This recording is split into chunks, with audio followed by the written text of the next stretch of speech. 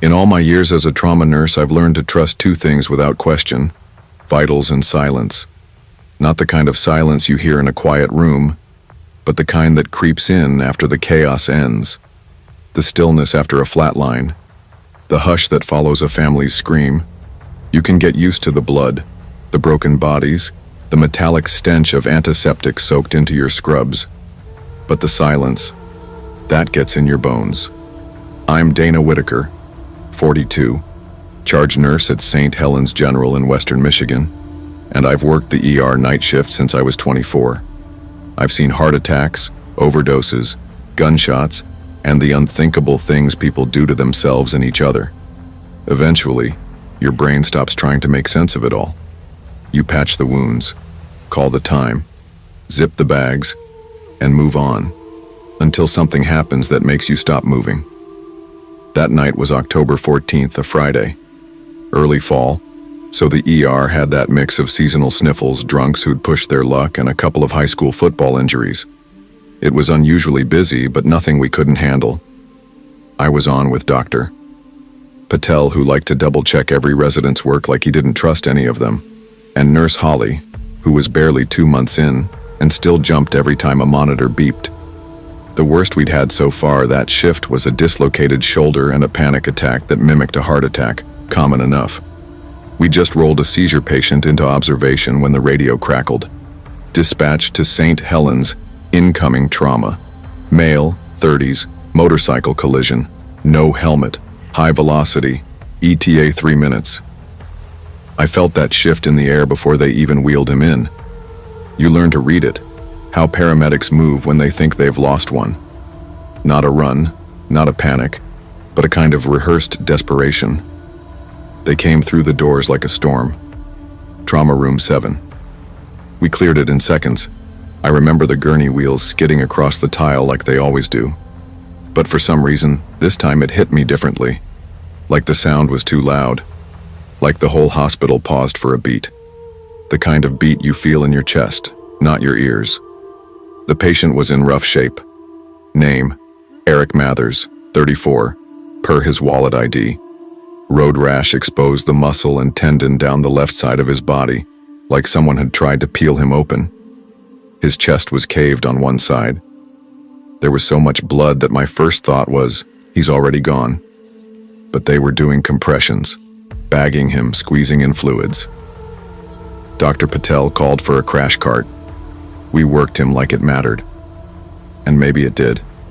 Chest tube, paddles, epi, everything you'd see on a medical drama, only without the music. Just alarms and commands and breathless shouting. Time of death, 11:47 p.m. We stepped back, quiet, hands shaking. I checked the clock. Then I zipped the bag myself because I always do it when the death is messy. It's a stupid kind of respect, but it feels right. He looked peaceful. Not in the poetic way people say, but in that raw, slack-jawed, frozen state that's more chemical than emotional. Like someone paused him mid-sentence. He was just done. We left him in there, lights low like we always do for a few minutes. It's not about ghosts or souls or any of that. It's about dignity. Letting the dead have a moment before the porters haul them off like cargo. I asked Holly to stand by the door. She looked pale, but nodded. I went to the nurse's station to pull the paperwork, wipe the blood off my arms and breathe. And then I heard it. The scream. It was guttural, raw, long. Not a noise, not a groan, not air escaping post-mortem. This was a scream, the kind of sound that comes from a living throat. Pain, rage, terror, all of it wrapped into one inhuman howl. I looked up fast. Holly was already backing away from room 7, white as a sheet. One of the techs froze mid-step in the hallway, eyes wide. I met them at the door. "You heard that, right?" I asked. Holly nodded without speaking. I opened the door, lights steady, no flicker, no sudden cold, no monitors flashing back to life. Just the still form of Eric Mathers, zipped halfway in a body bag, his mouth gaping open as if he'd just finished making that sound. No pulse, no respiration, still dead, cold, but that room felt full. like something had just left it, or hadn't yet. I walked in slowly, checked everything again.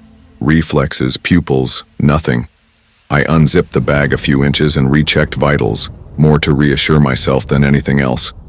Still nothing. We pulled the hallway footage later. The camera showed Holly stepping back. It showed me walking in. No one entered or exited. No movement in the room. But you can hear it. That scream. Muffled, but clear. And definitely coming from inside the sealed trauma room. I logged it clinically. Unexplained auditory anomaly reported in Trauma Room 7. No changes in patient vitals. No staff presence inside at time of occurrence. Witnessed by multiple employees. I didn't write "dead man screamed" because I'm not insane. Holly didn't want to talk about it. But later that night, as I sat in the break room with my sandwich untouched, she came in and stood there, arms crossed. "What if?" she started, then hesitated. What if he didn't know he was dead yet? I didn't answer. 2 weeks later. Room 7 stayed empty longer than it should have. That wasn't policy. It just worked out that way. People didn't want to use it. No one said it out loud. Then we got a new patient in there. Diabetic ketoacidosis, not trauma. Stable, older man. He survived. But something was off. The night nurse, Kevin, said the guy kept asking who the screaming man was. Claimed he saw someone at the foot of the bed at 2 a.m., just standing there, mouth open like he wanted to say something but couldn't. That patient was lucid. No history of dementia. Labs normal. He was discharged the next morning and died of a heart attack 3 days later. Backstory surfaced quietly. One of the residents was nosy enough to Google Eric Mathers. Not that we're supposed to, but we're human.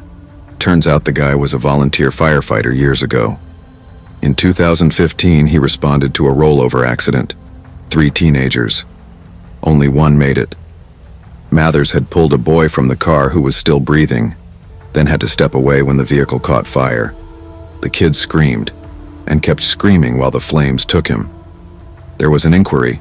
Mathers wasn't blamed. But his records showed something. 4 ER visits in the years that followed for chest pain and insomnia. PTSD. He'd stopped responding to emergency calls the year before his crash. You could read that how you want. Maybe he ran from his guilt until it caught up with him. Maybe that scream he made wasn't about him. Maybe it was something he'd carried so long it got lodged in his bones and only came out once he was quiet enough to let it. Present day. We've remodeled since. Trauma room. 7 has a different bed now. New monitor, fresh paint. But I still walk past sometimes and catch myself holding my breath. Not out of fear. Out of something else. Respect, maybe. Whatever happened that night, and I don't pretend to understand it, I believe it was real. And I believe there's something worse than death. Not knowing it happened. Not being ready. I've heard a lot of screams in this job. But that one still echoes in the quiet. And sometimes, just before dawn, when the ER calms and the silence settles in again, I hear something far off. A scratch in the air. A breath not taken. And I wonder if fear follows, even after the heart stops.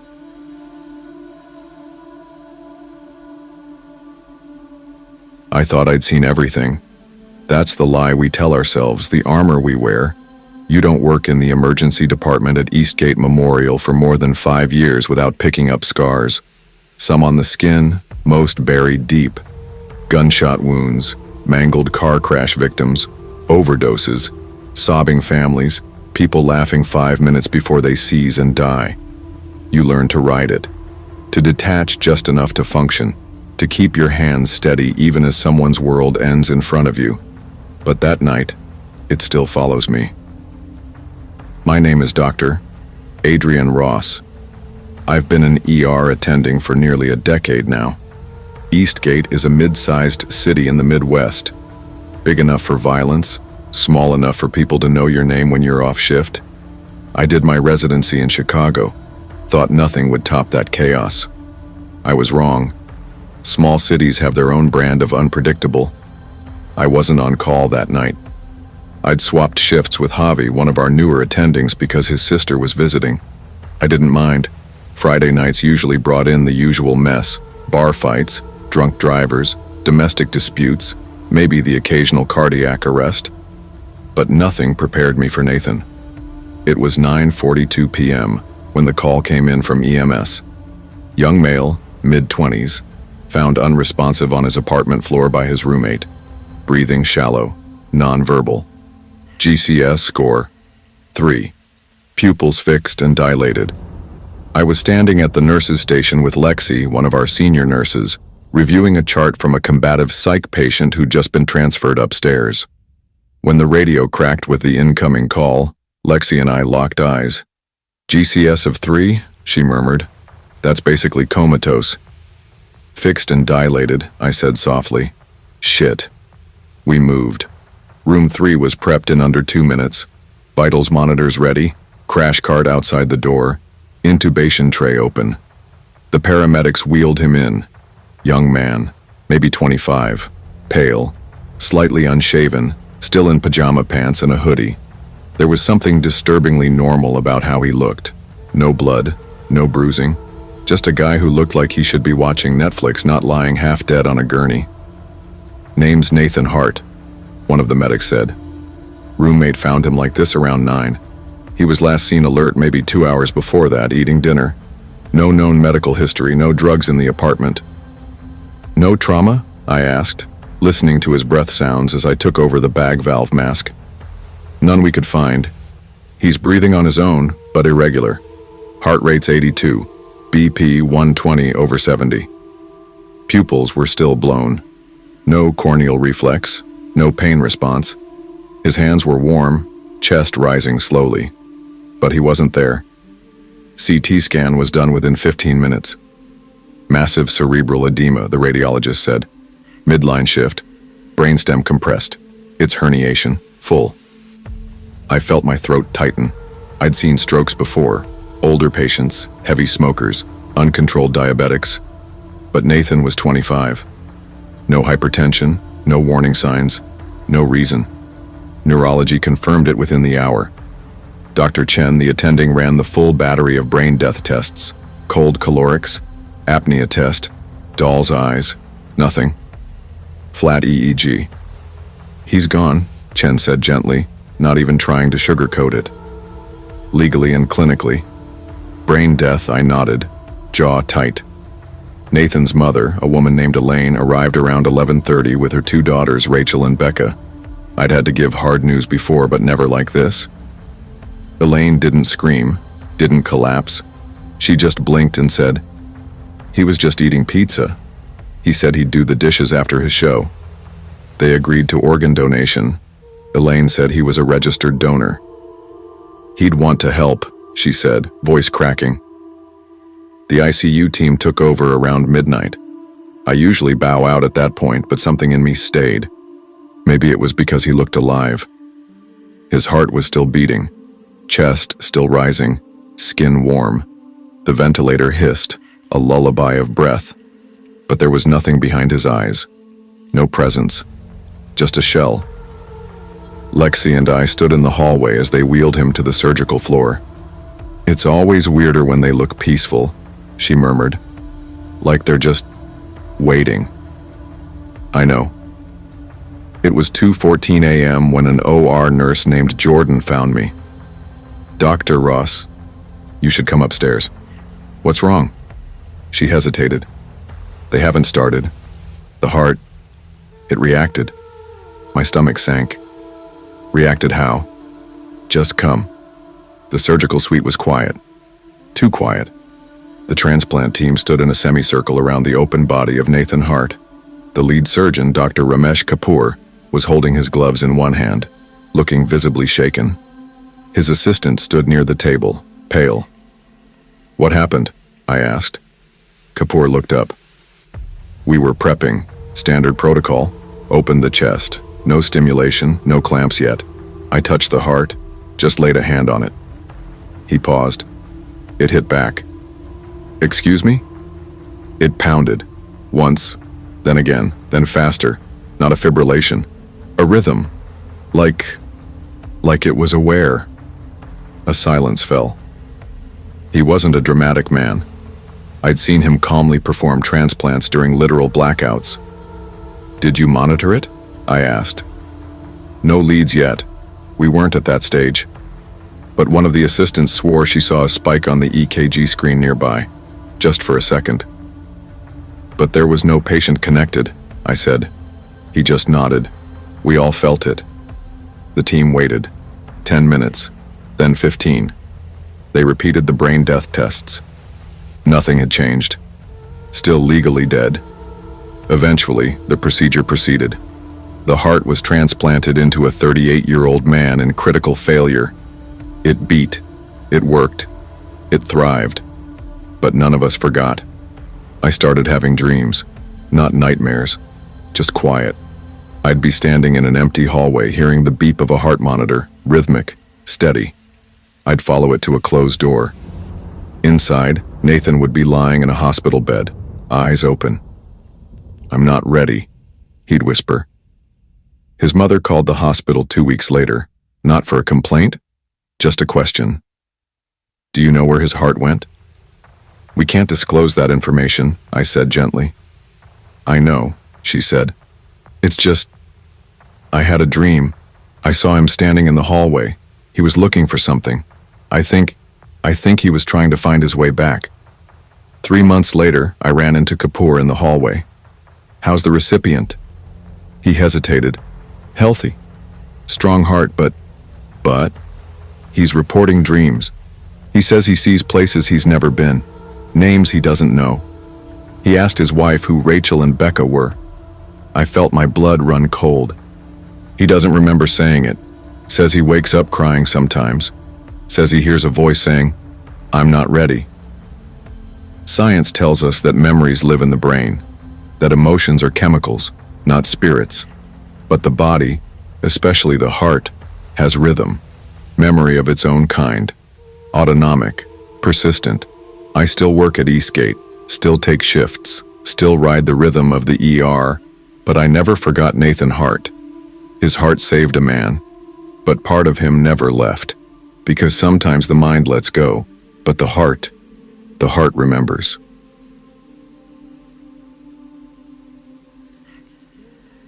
I don't believe in signs. Not anymore. You work enough night shifts in a trauma ward, and the magic bleeds out of things. You see too much. The raw, ugly truth of accidents and emergencies. You learn that most things don't happen for a reason. They just happen. But some nights still find a way to leave a crack in your logic. Let me take you back. Not to a haunted house or some cursed artifact. Just a regular Tuesday at Memorial West Medical Center in Springfield. A city hospital tucked off I-44, where we never have enough beds, never enough staff, and way too many incoming calls. I'd been a trauma nurse for 11 years, seen it all. The senseless shootings, the pile-up crashes. People brought in torn apart, sometimes literally. You get desensitized, yeah, but not numb. At least, I wasn't yet. My name's Naomi Brooks. I was 36 that year, with a kid just starting middle school, an ex-husband who still texted on birthdays, and a second-hand Toyota that rattled when I turned left. Real glamorous life. Anyway, it started as a normal shift. I clocked in at 6:42 p.m., threw my hair up, grabbed a stale coffee from the staff lounge, and did my usual rounds. Bay 3 had an overdose from the shelters. Room 6 had a guy who thought he was having a heart attack, but really just needed a Xanax and someone to talk to. The trauma pager went off at 7:11 p.m. "MVC incoming," dispatch said through the crackling radio.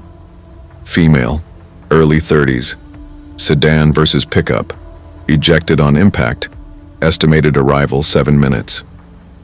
I scribbled the info down and alerted the team. Dr. Liang, one of our trauma surgeons, was already pulling gloves on before I finished the sentence. The ambulance pulled up at 7:19 p.m. They wheeled her in fast, pale, unconscious, blood matting her light brown hair.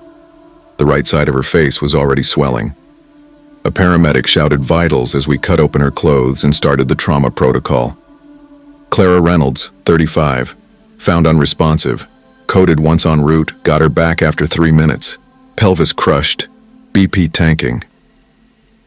I remember her necklace, a thin silver chain with a small charm that read, "Breathe." I kept looking at it while bagging her, pushing air into lungs that weren't holding their own anymore. "Get Oneg up here now," Dr. Liang snapped. "Page Orr. We've got seconds." We were in the thick of it when triage called out from the double doors. "Naomi." Kim, one of our newer nurses, waved me over. Another trauma just called in. Woman, same age, solo vehicle, unconscious at the scene. Name's Clara too. I froze, halfway through hanging another bag of fluids. "Same name?" Kim nodded, eyes uncertain. "Yeah, Clara. Clara Simmons. Date of birth? March 14th, 1989. "What?" I said. My throat felt dry. "That's the same birth date as this one." Kim gave a half laugh like she thought it was weird but not worth dwelling on. "Just a glitch. Probably a mix-up with IDs." We both knew it wasn't, but it was easier to pretend. I went back to the first Clara, helped prep her for emergency surgery. She coded again. We got her back. For a while, but her body wasn't holding on. We called time of death at 8:04 p.m. She was gone. Just like that. 1 minute you're fighting for someone's life, next you're pulling the sheet over their face, and then the doors burst open again.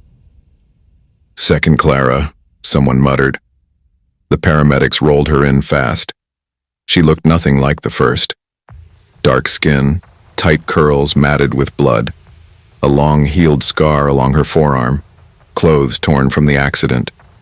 Her lips were moving as we transferred her to the table. "She's trying to say something," Dr. Liang noted. I leaned close, held her hand. Her eyes fluttered, lips dry and cracked. "She's waiting," she whispered. I blinked. "Who's waiting?" She tried again. "She's waiting." That was all. Then her heart rate spiked. We lost her pulse 30 seconds later. 12 minutes of CPR. No response. Called at 8:18 p.m. You want to say it's coincidence? You need it to be coincidence. That's the only way to function. You bury it under paperwork, time of death, vital signs, lab results. But that night made the hairs on my arms stand up. We ran every check, compared photos, names, birth certificates, social security numbers, different women, no blood relation, no shared hometowns, one from Branson, one from Fayetteville, no overlap. They were both named Clara, born on the same day, died in the same ER, 14 minutes apart. For a few days the staff laughed it off. Doppelgangers, glitches in the matrix. But the jokes faded fast. People started avoiding room 4. Nurses claimed the vitals monitor would spike at night even when no one was in there. Kim swore she heard breathing in the room once while turning down the lights. I told her it was probably the HVAC, but deep down I didn't believe it. A week later, I stayed late. Charting. Catching up. It was just after 2 a.m. and the ER was quiet for once. I passed room 4 on my way to the vending machines. The light inside was flickering. I paused. I don't know why. But I stepped inside. It smelled like antiseptic and dust. The bed was stripped bare, the monitors off. Nothing out of place. But I felt watched, like someone was holding their breath in the corner. I turned around and saw nothing, except on the bed, a small charm, silver. Breathe. I didn't tell anyone, just picked it up and put it in my pocket. I still have it. Sometimes I think about taking it back, leaving it where it came from, but I don't know what that would mean. And I'm not sure I want to find out. Weeks passed, then months. Another trauma night, we got a Jane Doe. Car accident, no ID, broken pelvis, dark curly hair, scar on her arm. I felt my stomach drop. "She's not Clara," the paramedic said when I asked. She said her name was Mara. We saved her. She woke up the next morning, disoriented but stable. I walked in to check on her and froze. She was staring at the ceiling, tears slipping down her face. She told me, she whispered. I didn't ask who. I just sat down beside her. She told me not to go, she said. Said it wasn't my time, that she was still waiting for someone. I swallowed. Who is she waiting for? Mara looked me dead in the eye. You. That was 3 years ago. I've changed hospitals since then, moved to a smaller clinic outside Joplin. Slower pace, less trauma. But some nights I dream about the ER, about room 4, about the two Claras, one pale, one dark, both broken, both whispering something that doesn't quite fit in a medical report. And every time I wake up, I check my pocket. The charm is always there. Breathe. But some nights I swear I feel someone else exhale with me.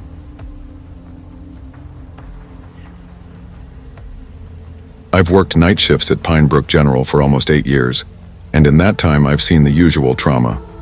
Car wrecks, overdoses, gunshot wounds, neglected elderly patients found unconscious in apartments that reeked of rot and cat urine. Every nurse has their stories. We tell them to each other like campfire tales during slow shifts. Some funny, some sad, some so bizarre you'd think we made them up. But there's one night I never tell, not because I'm afraid people won't believe me, but because I still don't understand what really happened. My name's Leah Brandt. I'm 34, a trauma-certified RN with a specialty in psychiatric stabilization. I work the ER because I like the pace. The chaos, in some strange way, makes sense to me. There's order in it under the surface. Charts to follow, vitals to stabilize, protocol to cling to when everything else is spiraling. I've seen death. I've touched it, pronounced it, zipped it into body bags. I've cried in the supply closet after a failed code. I've cursed the ceiling in an empty hallway. But this was different. It was a Tuesday in early October. My fiancé, Joel, had just left for a 3-day conference in Charlotte. I kissed him goodbye around 2 p.m., made some tea, then took a nap before my 7 p.m. shift. That was the last completely normal moment I remember having. Pine Brook's night ER shifts always start slow. People don't usually get stabbed or crash their cars until later. Around 10:30, I was in trauma room 2, checking on a drunk who'd fallen down his apartment stairs when the call came over the radio. Unit 231 inbound. Unidentified male, mid-40s, altered mental status, non-violent but uncooperative, no injuries. Picked up outside Mercy Chapel on Wilton Drive. The charge nurse Jenny raised an eyebrow. No injuries? Apparently just screaming in the parking lot. PD was called but stood down. No crime committed. He's just off. Drugs? I asked. They said no needle marks. Looks clean. EMTs are guessing psychosis. You want him? I hesitated. I'd had a rough week. 3 back-to-back psychs, including one guy who tried to cut out his own tongue. But Jenny looked tired too. We all did. Yeah, I said. I've got it. Room 4. The man came in wearing only black sweatpants and a torn undershirt, barefoot despite the chill. No shoes, no wallet, nothing in his pockets, not even lint. His skin was pale, almost gray in the fluorescent light, and his hair looked damp with sweat. The paramedics had restrained him, soft cuffs only, but said he hadn't fought. Just wouldn't stop muttering. When I walked in, he stopped, not slowed down. Stopped, completely still like a switch flipped off. His eyes, hazel, with oddly dilated pupils, locked on mine. No blinking. Hi there, I said, keeping my voice even. My name's Leah. I'm your nurse tonight. His lips moved, but no sound came out. Then slowly, as if he'd just remembered how speech worked, he said, Leah Brandt. It wasn't a guess. It wasn't a question. It was a statement. I felt a jolt behind my ribs. You've been here before? I asked, checking his wristband. Of course there was nothing. No ID, no hospital number. Just John Doe. Did someone tell you my name? He didn't respond, just kept staring. I looked down at my badge, clipped to my scrubs. Maybe he'd seen it. Maybe one of the medics said it. But something about the way he said it, it had weight. Can you tell me your name? I asked, taking a seat at the computer station inside the room. Do you know where you are? That's when the muttering started again. Fast, jumbled. I couldn't make out words at first, it sounded like tongues. Then I realized it was speech, just backward, not nonsense, not random, reversed phrases, over and over. Deliver us. He is not here. The light cannot save you. My hands trembled a little as I typed in a preliminary chart. I've heard all sorts of word salad from patients before. Schizophrenia, religious mania, meth-induced psychosis. But this wasn't that. His cadence was too specific, rehearsed, like a tape loop set to rewind. The charge doctor, Klein, came in 5 minutes later. He's one of those older ER physicians who's seen everything and reacts to nothing. Vitals are normal? He asked, flipping through the monitor readings. Stable, no fever, no signs of trauma. Tox screen? Negative. No head injury? None visible. Pupils are equal and reactive. Dr. Klein stood at the foot of the bed and said, "Sir, do you know where you are?" The man just smiled faintly and said, "The doors will not hold." Dr. Klein looked at me. "Page Psych. Start him on 5 of Haldol, 2 of Ativan IM." I nodded, already prepping the injection. As I leaned over with the syringe, the man turned his head slowly toward me and whispered, "Don't go home tonight." The needle slipped in my hand. I had to steady myself before I could inject him.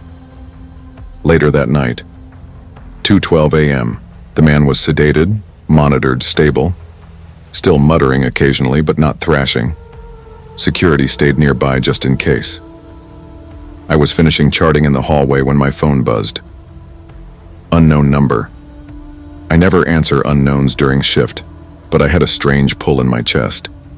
I stepped outside into the ambulance bay and picked up. "Hello?" There was static. Then a voice, quiet, hoarse, barely audible. "He's not sedated. He's watching you from the inside." The line went dead. I stood there, heart pounding. I tried calling the number back. Disconnected. When I walked back into the ER, room 4's monitor showed steady vitals, still sedated. But when I glanced at the window, the man was sitting upright, staring directly at me. My younger sister, Emily, had been in a group home for the past 7 years, schizoaffective disorder. When she was 20, she stopped sleeping, stopped eating, started talking to people who weren't there. Once she disappeared for a week and was found sitting in the middle of a cemetery, arms covered in scratches, speaking Latin. Our parents tried everything. Meds, inpatient, prayer. Nothing helped. I became her guardian 2 years ago when our mom died. I visited every Sunday. Except this week, Joel's trip, my shifts, it got away from me. 3:07 a.m. I was reviewing labs when the intercom buzzed. Security. "Leah, we've got a woman trying to get in through the ambulance entrance, no ID, says she's your sister." My stomach dropped. "She what?" "Won't give her name. Just keep saying, I have to warn her. He's not what he seems." I rushed to the bay. It was Emily, hair tangled, eyes wild, wearing slippers and a hoodie. I hadn't seen her like this in years. She lunged toward me as soon as I got close. "You brought it here," she hissed. "You shouldn't have talked to him. You let him in." "Emily, how did you get out?" "You were safe." They opened the gate and it walked through wearing a man's skin. Security held her back as she screamed. I stood there, frozen. Then I remembered something that made my blood run cold. When the John Doe first came in, he smiled. Not in greeting, not in comfort, in recognition. Emily was taken back to her facility. I stayed to finish my shift, but I kept feeling watched. The lights in room 4 flickered around 4 a.m. The monitor glitched, but vitals stayed stable. Then the whispering started again. This time, it wasn't just the patient. I heard it in the vents, in the hallway, whispers in reverse. My name, over and over. Leah, Leah, Leah, until the syllables lost meaning. At 4:43 a.m., the John Doe flatlined. No code, no warning. He just died, Dr. Klein pronounced. The body was sent to the morgue. But when I looked at the sheet covering him, there was something written in black marker on the underside, facing the body. You brought the gatekeeper. No one knew who wrote it. Security footage showed nothing. 3 days later, Joel came home. I told him bits and pieces, blamed the stress. That night I woke up to find him standing at the foot of the bed, eyes open, staring. I whispered his name. He said, in a voice not quite his, "Do not open the second door." Then he collapsed, unconscious. He didn't remember it in the morning. Now that was 6 months ago. The man from room 4 was never identified, no family, no records. His body disappeared from the morgue 3 days later. No explanation. Emily's condition deteriorated. She no longer speaks English, only reversed Latin. I still work at Pinebrook, still take night shifts. But some nights, in the quiet hours, I hear whispers in the vents, the sound of reversed scripture. And sometimes when I check in on new patients, they say my name before I introduce myself, like they already know me, like something passed through me that night and stayed behind. And I can't help but think, what if hospitals aren't just places where people die? What if they're where something else is born?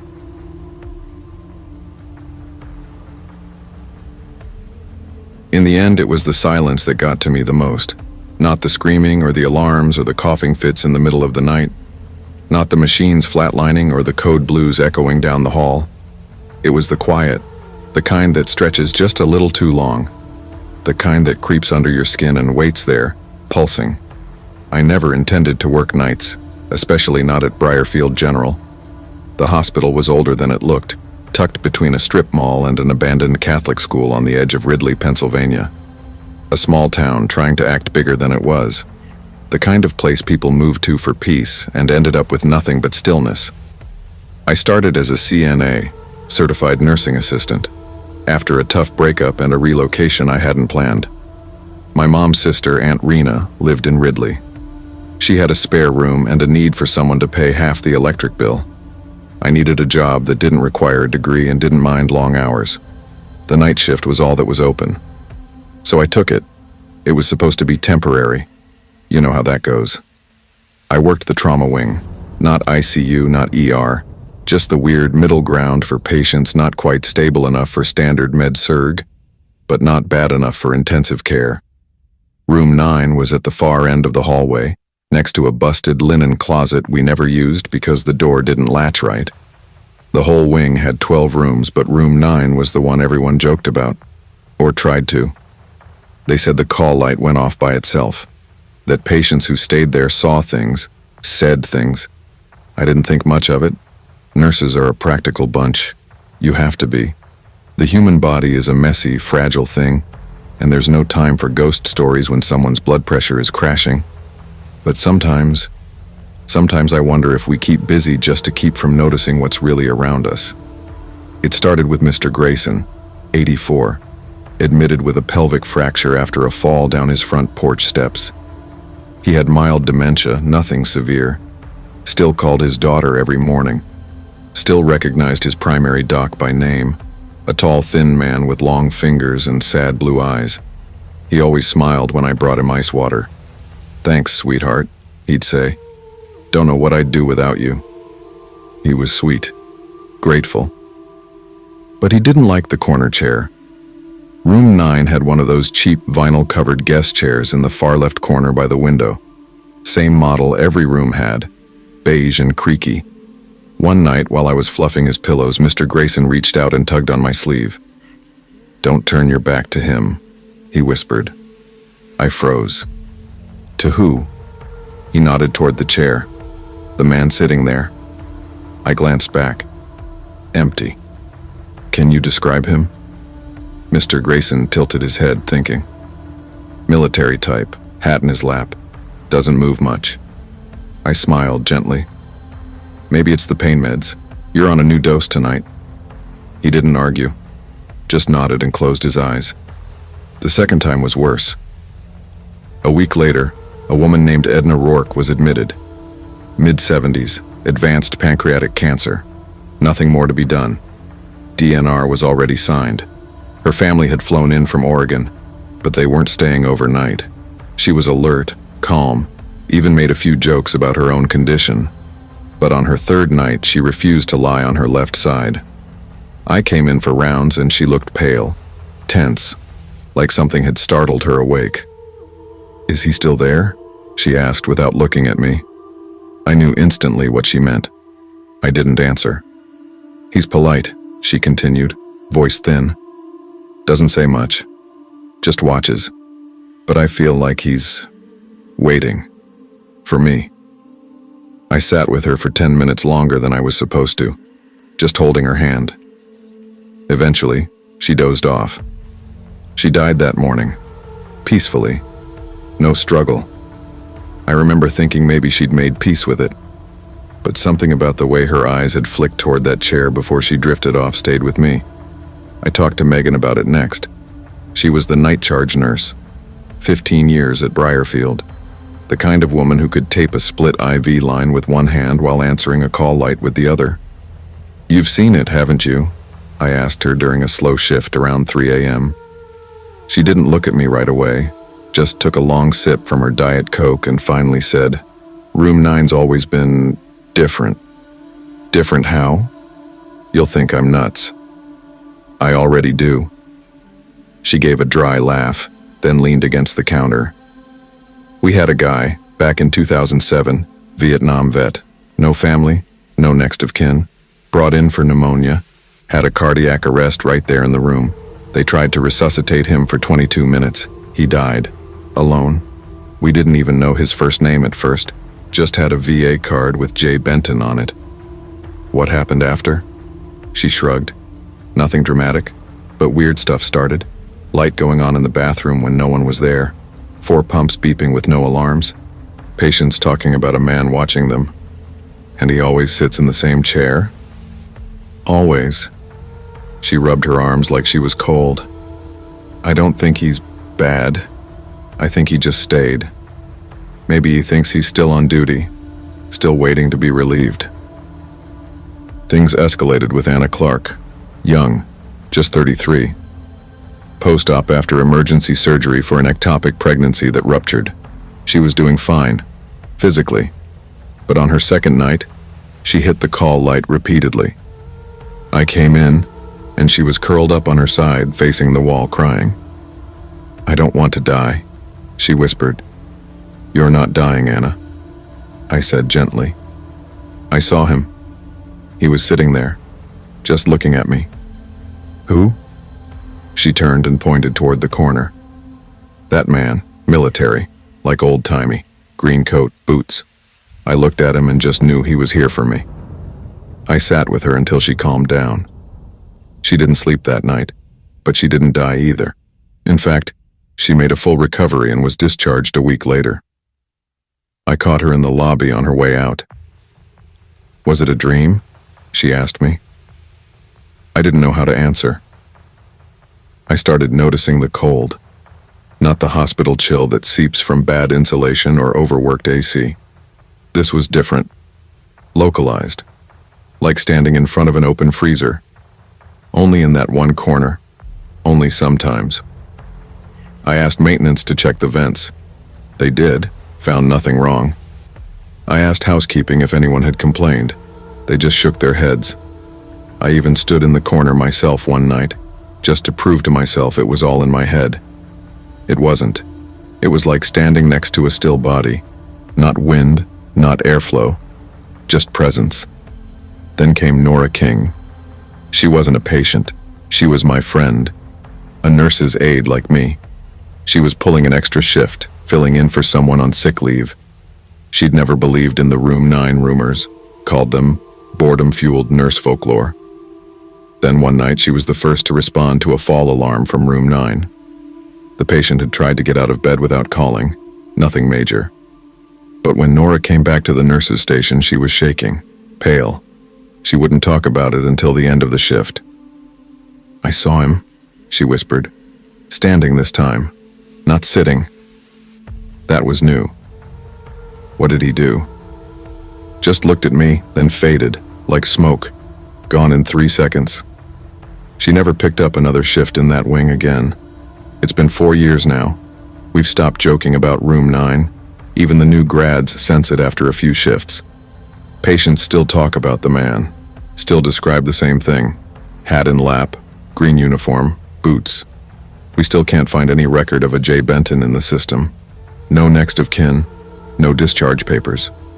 Just a ghost of a man who died alone in a beige hospital room and maybe never realized he was allowed to leave. I don't think he's malevolent. I think he's waiting. For what? I don't know. Maybe for orders. Maybe for forgiveness. Maybe to make sure no one else has to go alone. Me? I greet him now, softly. Every night. "Evening, sir," I'll say as I pass Room 9. Everyone's accounted for. And maybe that's all he wants to hear. Maybe that's all any of us want. Someone to check in, someone to say, "I see you." Because hospitals are full of echoes, old footsteps, lives half remembered, words spoken just before the end. And sometimes, even in the brightest corners, shadows linger.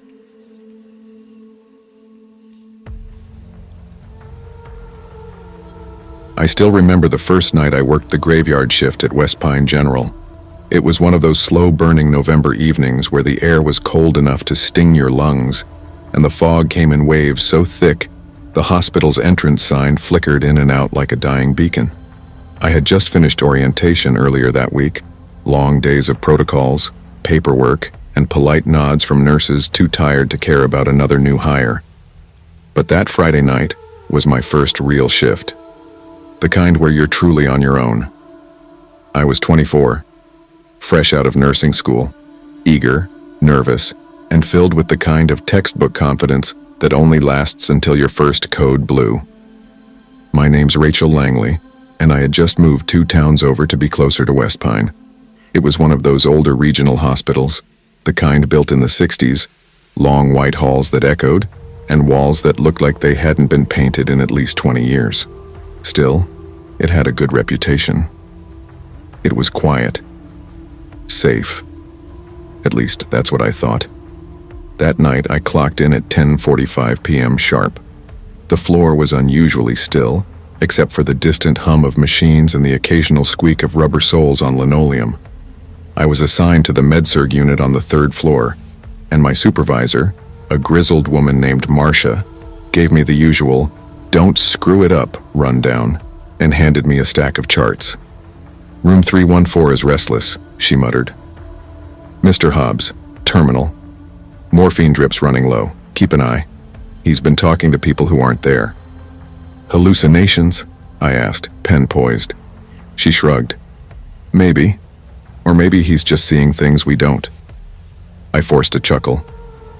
"That's comforting." Marcia didn't laugh. She just adjusted her cardigan, which hung off her thin frame like an old curtain, and walked off down the hall. The shift started normally. Vitals, chart updates, a patient complaining about the dinner meatloaf, another trying to convince me he didn't need his heart meds anymore because he felt better. It was the usual rhythm of midnight care, small tasks that stack up and keep you grounded. By 2 a.m., things had settled. I sat at the nurse's station with Megan, another night nurse barely older than me, her brown curls tied up in a messy bun. She was in her 2nd year at West Pine and had the weariness of someone who'd already seen too much. "You're holding up well," she said, sipping from a large thermos. "Most new grads cry by their 2nd shift." I smiled. "I haven't ruled it out yet." We both laughed. The kind of laugh that means you're tired and just holding it together. That's when we heard it. A soft ding. Not the overhead call bell, but the sound of room 301's door creaking open. We both turned. The lights at that end of the hallway flickered slightly, and I saw a figure walk past. Slow, calm, deliberate. An older woman in a pale uniform. I thought maybe it was Marcia, but something didn't feel right. "You see that?" I asked. Megan was staring down the hall, brows furrowed. "Yeah, who was that?" I stood up, already unsettled. "Marcia, maybe?" "Marcia's on break. She goes to the basement lounge at 2. I started walking toward the hall, my footsteps unnaturally loud in the quiet. When I turned the corner, the hallway was empty. Room 301's door was half open. That room was vacant. I glanced inside. The bed was stripped, lights off, no signs of movement. Still, something felt heavy, like the air was thicker inside, like someone had just left a moment before I walked in. When I got back to the desk, Megan was pale. "I don't want to freak you out," she whispered, "but you know about Evelyn, right?" I shook my head. "Who's Evelyn?" She hesitated. She was a night nurse here. Used to work this very floor for over 30 years. Everyone loved her. Quiet, gentle, the kind of nurse people say made dying a little less scary. I waited, sensing there was more. "She passed away 5 years ago, heart attack, died in this hospital. Some say she never left." I laughed, reflexively, nervously. "Come on." Megan didn't smile. "You think you saw Marcia? I think you saw her." I didn't know what to say. My chest felt tight, but I chalked it up to sleep deprivation. "You'll see her again," Megan said softly, almost regretfully. Over the next few weeks, it happened again. And again. Always between 2 a.m. and 4 a.m., always when the halls were quiet and the world seemed paused. Some nurses said she appeared in room 312, just standing at the foot of the bed, hands folded, watching over patients as they slept. A CNA swore she felt someone take the chart from her hands only to find it placed neatly on the counter 5 feet away. And patience.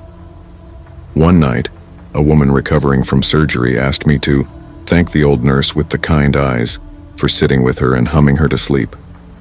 I hadn't been in her room for hours. Her monitor had been adjusted perfectly, better than I'd ever seen. Still, no one admitted to being there. Then came the night I stopped doubting. It was mid-December. Snow had started falling outside. The hospital was understaffed due to the flu, and I was pulling a double shift. At 3:15 a.m., I went to check on Mr. Hobbs in 314 again. I paused outside the door. It was cracked open and I could hear a soft voice inside. I entered quietly. Mr. Hobbs, pale, skeletal, was smiling. "You came back," he said. I blinked. "Mr. Hobbs, it's Rachel. Just checking on you." He looked past me toward the chair in the corner. "She was just there," he whispered. "Said she'd stay with me until I wasn't scared anymore." I looked. The chair was empty, but it was warm, like someone had just stood up. I asked around. Not officially. Nurses talk best when they think no one's really listening. Some rolled their eyes. Others, especially the long-timers, just gave quiet nods. One nurse, Teresa, told me she'd heard humming during a code once, as if someone were soothing the chaos. Another swore Evelyn had nudged her awake seconds before a monitor flatlined. It was always subtle, always gentle. She never scared anyone, she never hurt anyone, she just helped. But then, the dream started. Not for me, for Megan. She came in one night looking shaken. Her eyes were red, hands trembling. "I think she's trying to say something," she whispered. I didn't understand. I saw her in my dream. Evelyn. She wasn't smiling this time, she looked worried, like something was wrong. And she kept pointing to the wall. Which wall? I don't know. But it felt important. Over the next few nights, others had similar dreams. Night staff who never talked about ghosts. CNAS, even a doctor. All of them described Evelyn standing silently, pointing at the wall, always with urgency. We started comparing notes. The wall in their dreams was always pale blue, with a hairline crack near the baseboard. We found it in room 305. The hospital had been storing old equipment in there since the pandemic surge, but that wall matched every detail from the dreams. Maintenance was called. When they cut open the drywall, they found mold, black, thick, and spreading inside the walls like rot. The room above had a slow leak from a broken pipe unseen for years. The spores were airborne, dangerous. That wing was shut down immediately. An entire HVAC overhaul was ordered. Had she been trying to warn us? It's been nearly a year since that night. We still see her sometimes. Evelyn. Some nights I'll catch a glimpse of her reflection in the glass outside the nurse's station. Or I'll walk into a room and smell lavender, the kind she used to wear. Patients still whisper about the kind woman who visits them while they sleep. No one's scared anymore. In fact, we feel safer when she's around. Hospitals are filled with life and death, joy and grief. And sometimes, something lingers.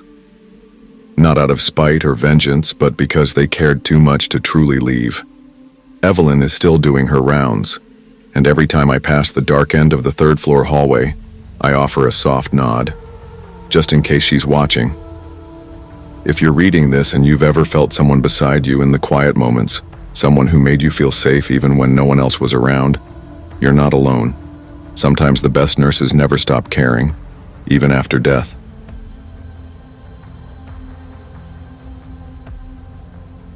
I never believed in ghosts. Not really. I used to roll my eyes at stories about haunted hospitals or spirits stuck between worlds. I always thought people just needed an explanation for the strange or the unexplained. A coping mechanism, maybe, for grief or fear. But I was wrong. St. Mercy General is where this all happened. It's one of the older hospitals in Chicago, built sometime in the early 1900s. The newer wings are modern and bright, filled with the hum of machines and the smell of hand sanitizer. But the East Wing, the one hardly anyone talks about, is different. That part of the hospital is nearly 100 years old. The walls are thicker, the floors creak, and down below it, buried beneath layers of renovation and years of forgotten work orders, is the old basement. I never had any reason to go down there, not in the 4 years I'd been working night shifts as a trauma nurse. Until one night, I did. But let me back up. When I first started at St. Mercy, I was fresh out of nursing school. Still had that mix of nerves and idealism. I shadowed under another nurse named Lisa Novak, one of those women who had seen it all and didn't flinch at the worst of it. She was sharp, a little cold, but efficient as hell. One night, during a slow shift, we were walking by the corridor near the east stairwell when she stopped suddenly and said, "Don't ever take the old stairs unless you have to." I laughed. "What's down there? Monsters?" She didn't smile, just shook her head and said, "No monsters, just something you don't want to see." That stuck with me, but as weeks turned into months, the memory faded, replaced by codes, blood work, and double shifts. Still, sometimes I'd hear whispers from other nurses during smoke breaks, stories of cold spots in the stairwell, of lights flickering in storage, of someone, always a woman, seen walking just at the edge of the hallway before disappearing. It was always vague, always dismissed with a laugh or an eye roll, but you know how it is in hospitals. Death lingers in the corners. People cope however they can. It was early December, a cold night. Wind hammering the windows like it had teeth. I was on the second floor near ICU, reviewing notes on a patient when my charge nurse Daniel came over. "Hey Ellie," he said, rubbing his neck. "We're out of vacuum drains and central supplies already closed, but Sarah thinks there might be a box left in the old storeroom downstairs. Can you check?" I hesitated. "You mean the basement?" He nodded. "Yeah, the one near the old OR wing. Supposed to be a box of 50s down there. Should be quick." I almost said no. Something about it felt off, but I didn't want to be the one making a fuss over a simple supply run. so I agreed. The old stairwell was behind a faded wooden door, tucked away past radiology. I'd never noticed it before. When I pushed it open, the hinges groaned like something alive. Cold air met me immediately, thick with the scent of mildew and thyme. I clicked on my flashlight and started down. The stairs were narrow and steep, made of stone that had been worn smooth in the middle from decades of foot traffic. Every step echoed like I was walking through a tomb. When I reached the bottom, the door creaked shut behind me with a soft thud. I froze. For a moment, I considered turning back, but I shook it off and pressed forward. The basement was a long corridor with low ceilings and rusted shelving units. The light overhead flickered weakly, barely illuminating the rows of boxes and old equipment. I found the label for vacuum drains and followed it deeper into the shelves. And that's when I saw her. She was standing maybe 20 feet away, facing one of the metal shelves. At first, I thought it was another staff member. Her uniform was strange. An old-fashioned white dress with a high collar and long sleeves, the kind nurses wore in photos from 100 years ago. A white cap sat neatly on her head. "Excuse me?" I called out. She didn't move. I stepped closer. "Hey, are you all right?" Still nothing. She reached up slowly, as if she were checking a box on the shelf. Then she turned, and she wasn't there. No sound, no movement, just empty air where she had stood. I stood frozen, breath caught in my throat. I wasn't imagining things. I saw her. I felt the air shift around me. The pressure in the room changed like someone had just walked out and slammed the door behind them. I grabbed the first box I could find and ran back up the stairs without looking back. Back upstairs, I must have looked pale because Daniel asked if I was okay. "I thought I saw someone down there," I said. He blinked. "Someone?" I nodded. "A woman, in an old uniform. She just vanished." He stared at me for a long moment, then quietly said, "You're not the first to say that." Later that night in the break room, I brought it up to Lisa. She sighed, took a sip of coffee, and said, "We call her Clara." No one really knows where the story started. Some say she died during the flu epidemic in 1918, treating patients non-stop until she collapsed. Others say she was a suicide, hung herself in one of the old surgical rooms. That's just a legend though, right? Lisa looked at me. Isn't everything until it isn't? I started asking around, quietly, carefully. I spoke to custodians, night shift nurses, even an old security guard named Miguel. Every single one of them had a story. She walked past me in the hallway, plain as day, Miguel told me, but her feet didn't make a sound. One of the janitors claimed he heard weeping from one of the locked rooms in the basement, and a med student shaking told me he saw her standing outside the morgue freezer, hand pressed to the door like she was trying to comfort the dead inside. I wasn't sleeping well. I started dreaming about her. In my dreams, she was always just out of reach, watching me, waiting. Obsessed, I dug through hospital archives. With the help of Donna from medical records, I got access to old employee files. Most were scanned copies of paper logs from the early 1900s, faded handwriting, names long gone. And there she was, Clara W. Hensley, registered nurse, employed 1916 to 1918. No death record, but a note in the margin. Presumed deceased, pandemic ward collapse. That part of the hospital had caved in during the Spanish flu. Dozens had died. Some of the bodies were never recovered. A few weeks later, I got called to assist with an elderly patient on the East Wing. When I left the room, I took a wrong turn in the dark and ended up at the top of the old stairwell again. I didn't want to go down, but something, curiosity, maybe guilt, pushed me to open the door. This time the air was warm. Still, no mildew, no cold spots. I walked down, one hand on the rail. She was waiting at the bottom. But this time, she didn't vanish. She turned and looked at me. Her face was kind, tired, her eyes sunken with grief. I didn't mean to stay. she whispered. I know, I said, tears rising. It's okay now. She smiled, then faded, like smoke into the air. Since then, no one's seen her. The basement is still quiet, still strange, but the heaviness is gone. I think Clara finally finished her rounds, and every time I pass the old stairwell, I pause. Not with fear anymore, but respect. Because sometimes the dead don't haunt us to harm. Sometimes they just want to finish what they started.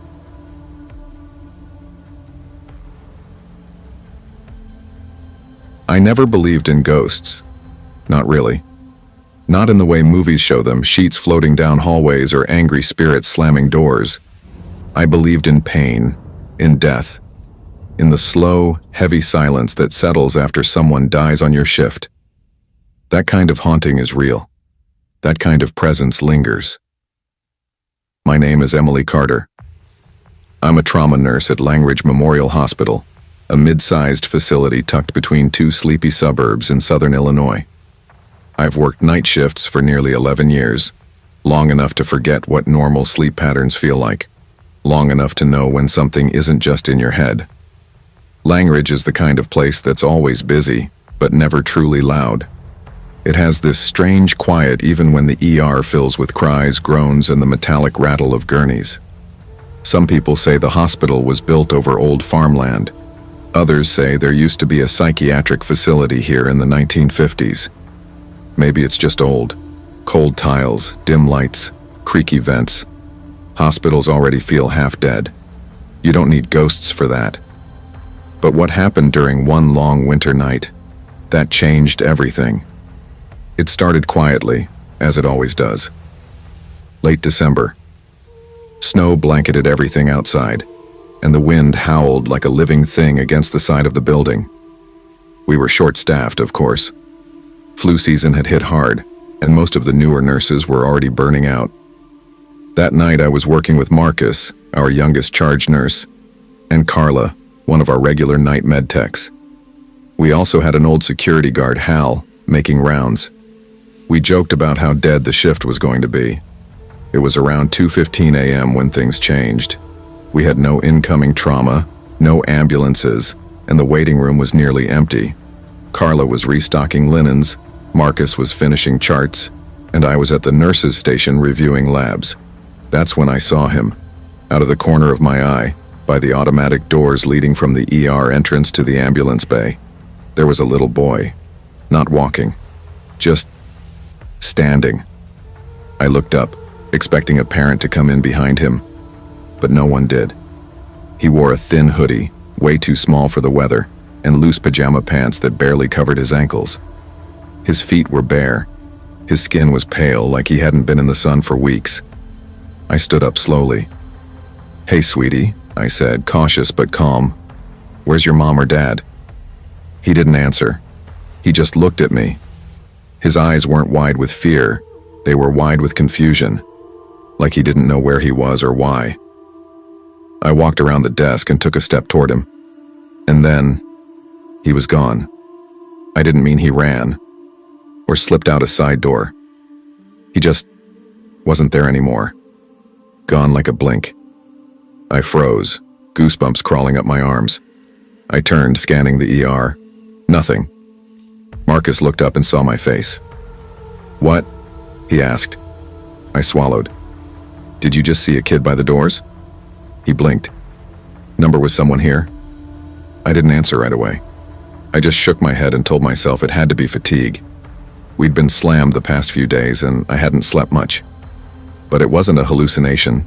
It didn't feel like one. A few nights passed. I didn't mention it again. What was I supposed to say?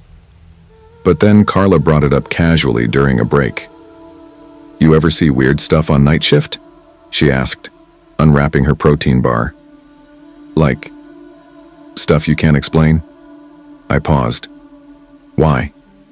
She glanced at the security monitors.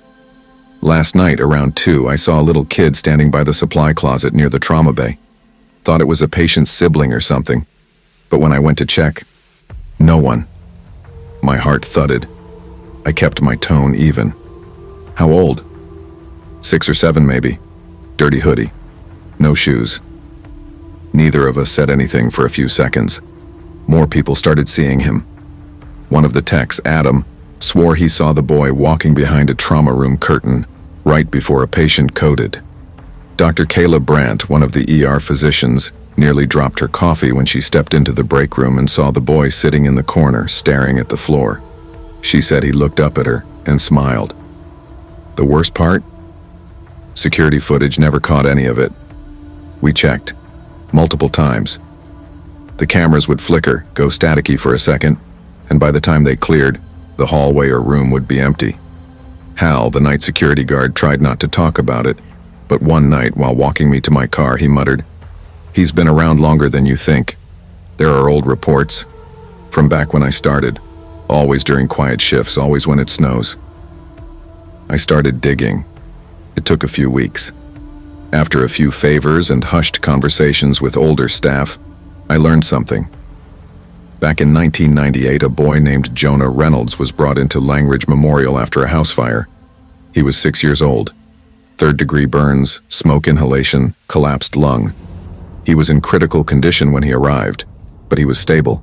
They expected him to make it. Then something went wrong. His mother, who had been burned saving him, died an hour later in the adjacent trauma room. No one told him. He kept asking where she was. Nurses said he cried for her all night. He died at 2:17 a.m. Official cause: sudden cardiac arrest. But according to an old nurse named Sheila, he wasn't alone when he died. He was sitting upright, smiling. When she walked in, he whispered, "She's here," and then he flatlined.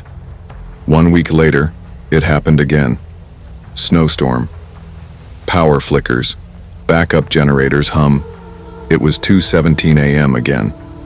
I was in room 5, checking vitals on a patient recovering from surgery, when I felt something. A shift in the air. That impossible stillness before a noise. I turned, and there he was, standing just inside the doorway. Same hoodie, same blank expression, but this time he looked at me, like he knew me, like he'd been waiting. I didn't move. I didn't speak. He raised a hand like he wanted to reach out, but then he turned his head toward the hallway, toward trauma room 2. A second later, the code alarm blared. Room 2. We lost the patient within minutes. I've seen him 7 times now, always on nights when snow falls, always at 2:17 a.m., always just before someone dies. He's not trying to scare us. He's warning us. Jonah doesn't scream. He doesn't rattle windows or knock things over. He just stands there, lost, waiting. And every time I see him, I feel that same cold pit in my stomach. Not fear, sadness. Maybe he's still looking for his mother. Maybe she never came for him. Maybe she's been looking too. But whatever it is, he's real. We don't talk about it during handoffs. New nurses are never told, but we all know. We know the signs. The cold draft through a sealed hallway, the lights that flicker at the exact same time every year, the bare footprints near the ambulance bay that lead nowhere. Last week I caught Marcus staring at nothing near the doors. "You saw him, didn't you?" I asked. He nodded, slow and pale. "Does it ever stop?" he asked. I thought about it for a long time before I answered. "No," I said, "but you stop needing it to make sense. Because not everything in a hospital has a diagnosis. Not everything that haunts you bleeds. Some things just wait. And in the quiet hours of a winter night when the snow falls and the ER goes still, we wait with him. Just in case he's finally found what he's looking for."